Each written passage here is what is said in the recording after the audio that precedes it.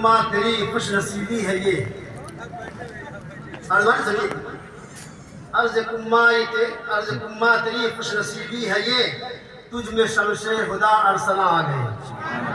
تجھ میں شمس خدا ارسلا آ گئی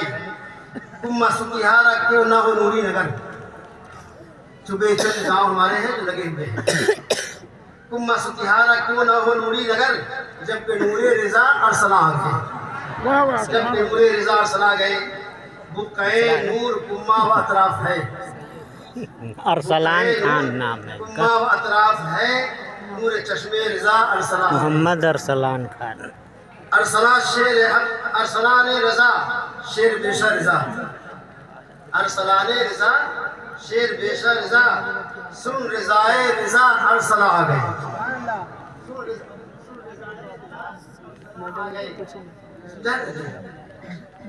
سن رضائے رضا ارسلا آ گئے اعلیٰ حضرت کی رضا شنودی ان کے نوری کیا ہے کہ ان کے دل کی چمک کا نام کیا ہے ارسلا ہے عرض کیا تھا ارسلان رضا شیر بیشہ رضا سن رضائے رضا ارسلا آ گئے جن کی ہر ادا سنت مصطفیٰ سرکار مفتی اعظم ہند شان میں پڑھا جاتا تھا جن کی ہر ادا سنت مصطفیٰ ان کی نورانی صورت تلاق و سلام سرکار مفتی اعظم کی شان میں کہا گیا اسی دیتے ہوئے کہا گیا جن کی ہر ادا سنت مصطفیٰ اس ولی کی ضیاء ارسلا آ گئے اس ولی کی ضیاء ارسلا آ گئے علم و حکمت کا کوہ گرہ ارسلا علم و حکمت کا کوہ گرہ ارسلا جانشین رضا ارسلا آ گئے کیونکہ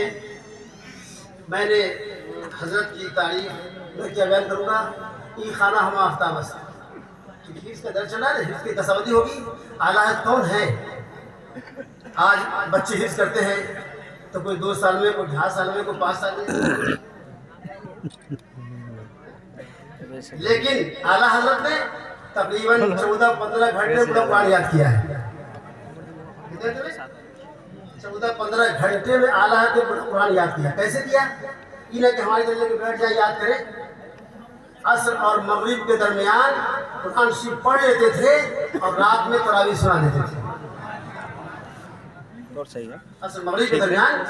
قرآن شریف پڑھتے اور رات میں تراویح سنا دیتے تھے یہ اعلیٰ حضرت کی شان تھی ان کی ذہانت تھی خدا داد قوت تھی انہیں کے چشم و چراغ تھے ہمارے عزیز دوست مولانا قمر عالم صاحب شیخ ولی جامدہ شاہی فرماتے تھے کہ جناب حضرت ارسلان صاحب جس کو ہم زیارت کر رہے ہیں ان کا دماغ ٹیپ ریکارڈ کی طرح ہے اسے میں نے سنا ان کا دماغ ٹیپ ریکارڈ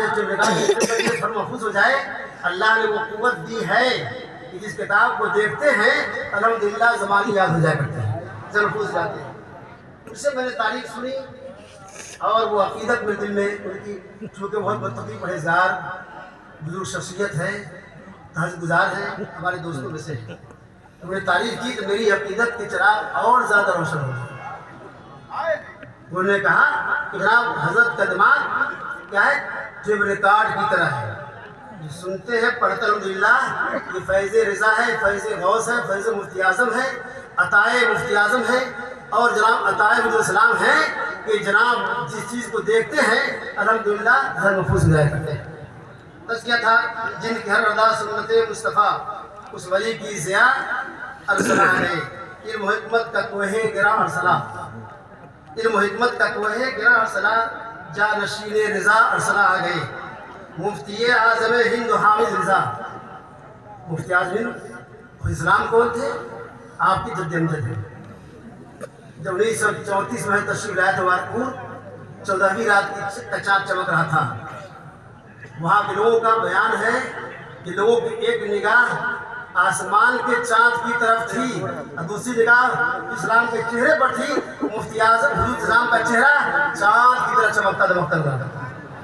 لوگ کہتے تھے کہ نہ میں نے ایسا چہرہ کبھی دیکھا اور نہ جناب ایسا بیان کبھی سنا اور وہ ایسے عربی ادیب تھے کہ عرب کے لوگ ان کی جب عربی بولتے تھے ڈکشنری دیکھتے تھے اور ان کی شان یہ تھی کہ بے نقط الفاظ سے کلام